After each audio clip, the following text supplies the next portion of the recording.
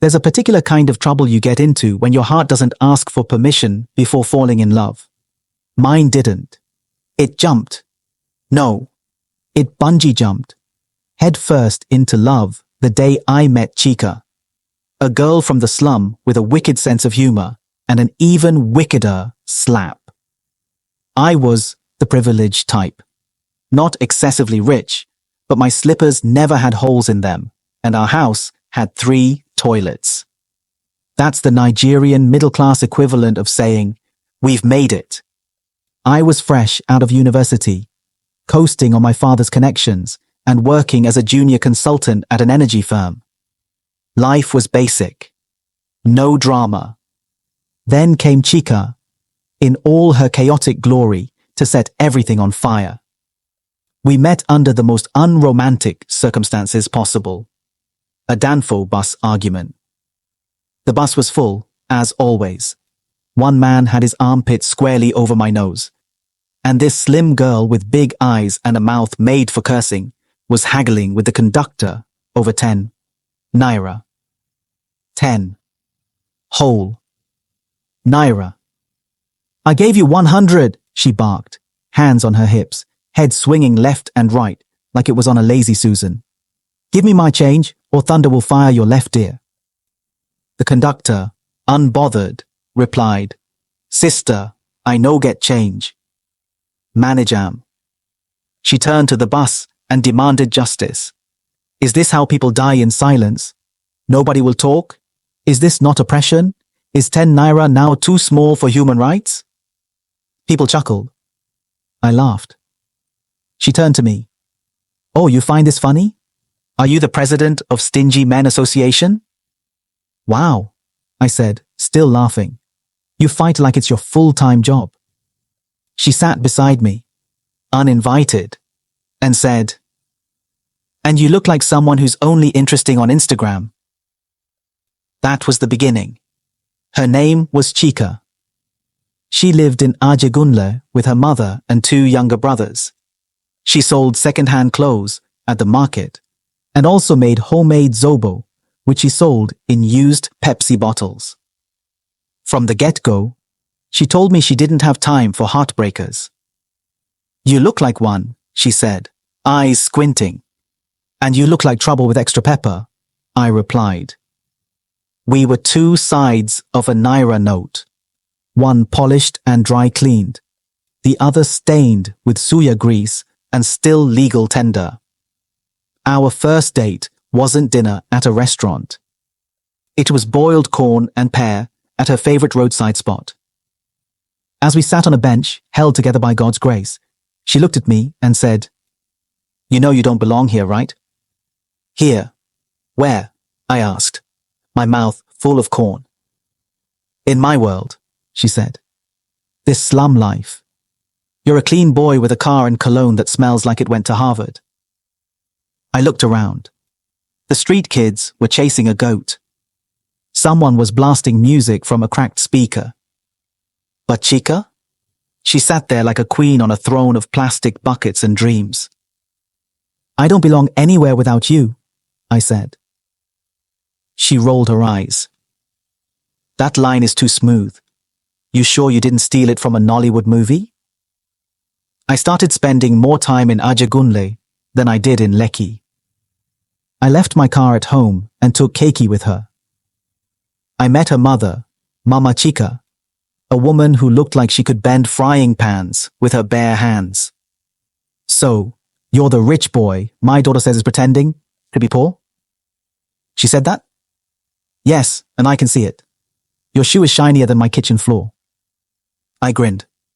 "I just love your daughter, Ma. That's all." She eyed me like I was a suspicious fish. "Love? Love doesn't cook stew. You ready for a girl who fights conductors and argues in her dreams?" "Yes?" She smiled. "Then I like you. But if you hurt her, I will flog the education out of your head." Noted. Loving Chika was like dating a firework. She was always loud, bright, and prone to spontaneous explosions. One day, I took her to a brunch at my office, a casual networking event. She wore a bright yellow dress, matching slippers, and earrings shaped like combs. We walked in, and immediately, the whispers started. Is that Toby's girlfriend? She looks colorful. My colleague Seyi, a human personification of Chin Chin, approached us with a plastic smile. Hey Toby, and you must be… Chika, she said, but you can call me madam. That's what his spirit calls me. Seyi blinked. Right. So, what do you do? I run a fashion empire. Very exclusive. I choked on my mimosa. Chika. Fashion empire. She winked at me. Second-hand clothes are vintage, you know. If it's in London, they call it thrift. Here, we call it okrika. Same difference. By the end of the brunch, everyone either wanted to be her or be like her. Except Sei, who looked like she swallowed a lemon. We fought a lot, of course. There was the time I offered to buy her a new phone and she screamed, "Do I look like a charity case?" No, you look like someone who uses a phone with a cracked screen and a mind of its own. She threw a pillow at me. Let me buy my own phone when I'm ready. I'm not your project. Another time, she surprised me at work with jollof rice and plantain, only to get angry that I was in a meeting and couldn't come out. Oh, so meetings are more important than hot plantain. They're quarterly reviews, Chika. And I'm a full-time babe. She stormed off, leaving me with the jollof and a heart full of guilt. But we always came back to each other. Always. One rainy evening, as we sat under her zinc-roofed balcony, eating suya and talking about nothing, she said, "Toby, what do you even see in me?" I looked at her, her hair in messy cornrows, her face glowing from peppered oil and streetlight. "I see someone who doesn't pretend to be anything she's not," I said. "Someone who makes me laugh when I'm stressed, and who calls my mother to gossip like they've been friends since Biafra." She smiled. "You really love me?" "I love you so much. It's stupid." "Well," she said, leaning in. "Good. Because I already told God that if you break my heart, he should make your next girlfriend allergic to jollof." We laughed until we cried. The biggest fight came when I asked her to move in with me. "To where? Your high-rise house with white sofas and neighbors who speak in fake accents?" "Yes." "I'll look like a cockroach on a wedding cake." "No, you'll look like my girlfriend who I'm proud of." She paced. "Toby, I'm not ready for that life. I still have people here. I still have my mother, my brothers, my hustle. You can't just extract me like a tooth." "Then what do you want?" "I want you to love me without trying to fix me." I stood quiet. "And I want to take my time," she added. So, we waited. We dated 2 full years. I introduced her to my family, who took time but grew to love her.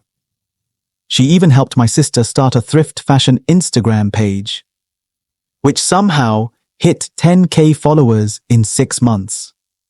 She moved in with me only after she bought her mother a generator and set up a bigger stall at the market for her cousin to run. "I needed to make sure I wasn't leaving anyone behind," she said.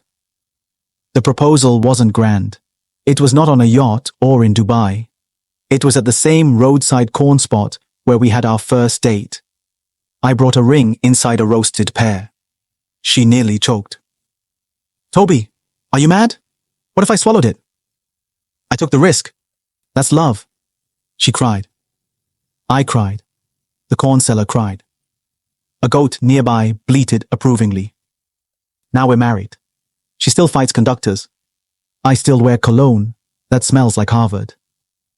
She runs a boutique now, Okrika Royalty, and gives motivational speeches about how your price tag doesn't define your value. Our house has 4 toilets now. One is always leaking, but we laugh about it. Because to love a girl from the slum is to learn that true beauty isn't polished. It's real, raw, and sometimes comes wrapped in nylon from the market. And when she looks at me and says, "You still fine like stolen meat," I know I made the best mistake of my life.